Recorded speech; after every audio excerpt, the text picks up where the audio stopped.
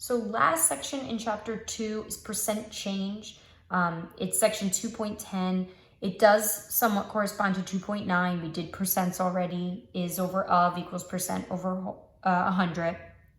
But this is a different style of problem. And in the past, I've done this with the percent section back to back. And I think students would often struggle to know like when it was this type of problem versus when it was a percent change problem. So I kind of like this year, I'm separating them a lot more. So I hope you kind of appreciate that. It should be really great to see. But essentially percent change is when it gives you some sort of change in value. So I have 2 examples for you today because it really shouldn't take much more than that for you to see the process. But, a very typical example is an item goes on sale at a store, right? So here's the old price, here's the new price. What percent off is it? What's that discount rate? Or something where, a book costs a certain price, but they're going to sell it for this price, something higher. What's that markup rate? So those are the 2 examples that I have for you today. So I have sort of like a formula for you. Again, this corresponds to section 2.10 in your textbook. The formula is very me. This is not necessarily something that I have found on the internet. It might exist, but I have seen formulas that are used for percent change, and I have sort of parsed it down to this. And there's a reason for that. You shouldn't really see percent increase or decrease as being different. You should still be following the same process. So that's what I've done for you here. I use one formula. So it shouldn't matter. You'll see the 2 problems that we're going to do. One of them is a percent decrease and one of them is a percent increase. You should be able through context clues to figure out which one it is. But the process for figuring out that percent change should be identical. So you're always going to do the big number minus the small number because that's the change.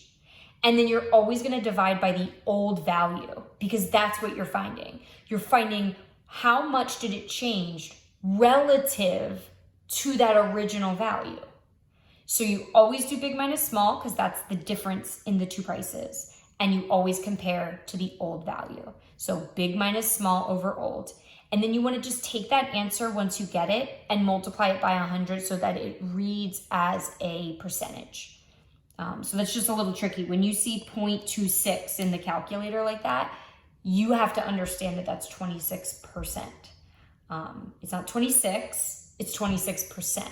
So if you struggle with that, all you have to do is just multiply by 100, and then the calculator will say 26, and then you'll be able to read it as a percentage. Okay, so we're going to try some of these. So again, big minus small over old. Skis are on sale. They're on sale for $476. The original price, so you're going to see that word a lot, which is going to help as a context clue to indicate what the old value is. The original price was $560. What's the discount rate? So again, I don't really care at the beginning. I don't really care what the original price or the new price. I don't care which one's which. I'm always doing the bigger number. So in this case, that would be 560 minus the smaller, because my percentage is always going to be a positive percent. I'm just either going to say decrease or increase, and that will indicate the direction. So this is my big minus small, and then I want to put it over the original, the old price, because it's always relative. What the percent change is always relative to the original value. So I just have to make sure I'm reading carefully and pull out that original price was $560. That's the number that's going to go on the bottom. I just want to say this a couple of times and make sure you're listening. The big number does not always go on the bottom. The small number does not always go on the bottom. The number on the bottom is the original price. Sometimes that's the big number, sometimes that's the small number. It depends on the problem. So in this particular case, because something is on sale, the old value happens to be the bigger number. But that's not always the case, and you'll see that in our next example. And then I want to multiply by 100 in order to generate that percent so that it reads that way. So I do 560 minus 476, divide that by the original price, which was 560, and multiply by 100 so I can see that as a percentage. So it's 15% because the price went from 560 down to 476, it would be a percent decrease. So if you want to say that, 15% decrease, or the discount rate was 15%, or the sale was 15% off. Okay, try to put yourself in the situation, because that always helps as well for you to try to figure out what are those words that I should be using with my answer. A math book, and another thing with reading word problems, my mom always used to tell me a trick because I wasn't always the best reader. And she used to say, don't fixate on somebody's name, right? Sometimes names can be difficult to pronounce, or the name of, anything. Proper noun, Valley College. Do I care that it's Valley College Bookstore? No. So you don't want to skip over important information, but a proper name like that is probably not super important. So she used to just say, use the first letter of it. If it's somebody's name, just say the first letter of the name, because you're using brain space by trying to, figure out what that is. And it's not important in the context of the problem. So the book at the bookstore originally cost $84. They sell it for $126. What's the markup rate? So remember, the top part of my formula is always big minus small. 126 is bigger, so I do 126 minus 84. And I'm going to put that over the original price, the old value. So math originally cost $84. So notice in the last example, the bigger number went on the bottom. In the second example, the smaller number went on the bottom. Okay, there's no relationship. There's no way of knowing, unless you're reading the problem, whether big or small goes on the bottom. That's going to change based on the context. But the original always goes on the bottom. So you have to train yourself to think about the part that doesn't change. If you say, well, when it does this, it's the bigger number. When it does that, it's the smaller number. You're now requiring yourself to know two pieces of information. If you just get to know it as the old number goes on the bottom, then you're right 100% of the time. It's one thing I have to know.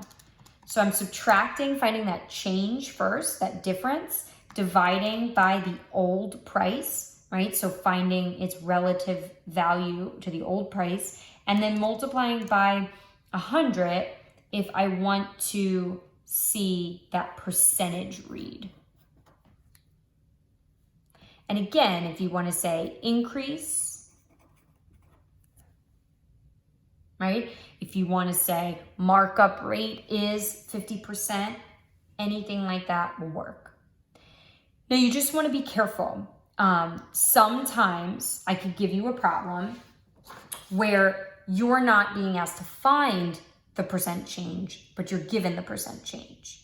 So imagine you have, let's say you have the original price. So something cost $103.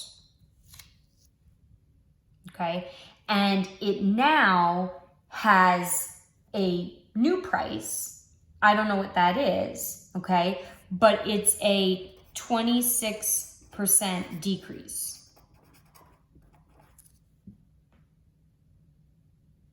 Okay, what's that new price? You can do this a couple of ways. You can treat it like one of the old problems where you're just finding that percentage, okay? You can also treat it like an algebra problem and create an equation here.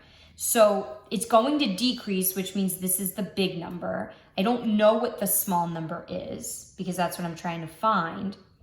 The original is this 103, right? Because everything's relative to that. And then I would multiply that by 100 and I would get 26.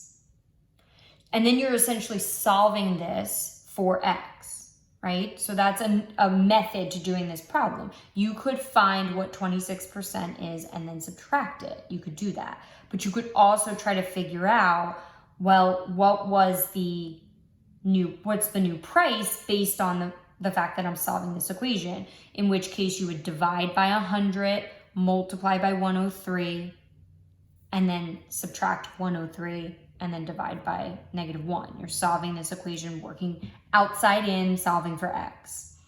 The other thing, if you wanted to do a problem where it's a markup rate, right? So, or something different, like a population increase, like something like that.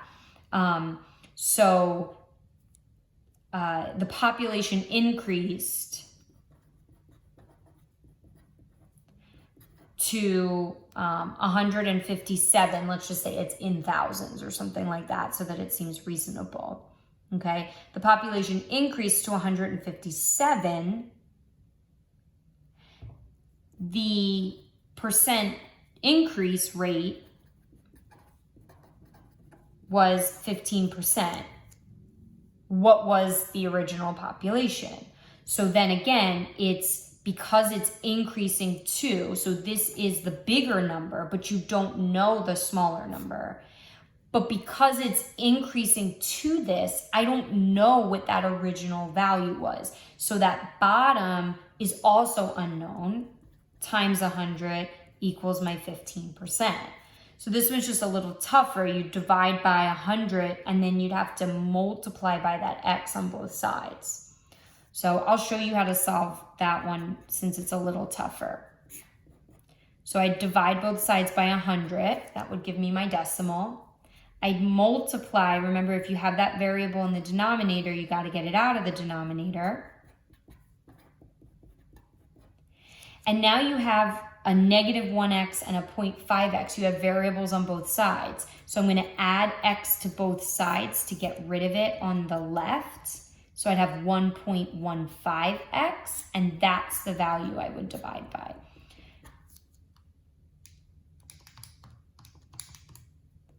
And this problem would probably tell me to round. It's a population, so I would probably round up. And because it's 136 point something, I would round it up to 137. Okay, so that's just like a tougher version. Like, what if I was given a percent change problem, but I have the percent change value, I'm missing one of the other values, either the old or the new. So just a little variation in terms of the problem that you might see. So that's one you might want to, think about that one again, maybe try it on your own. But most of the problems that we will give you will look like these on the front, where you're just finding that percent change, because we want to make sure you understand that. But again, these sort of rough examples, and I apologize for that, but these rough examples on the back are just kind of like, if I know the percent change, but I'm missing one of those values, either the original value or the new value, can I use this formula to produce that value? Absolutely. It's just becoming, an algebraic equation that if you know how to solve, working from the outside in, you should be good.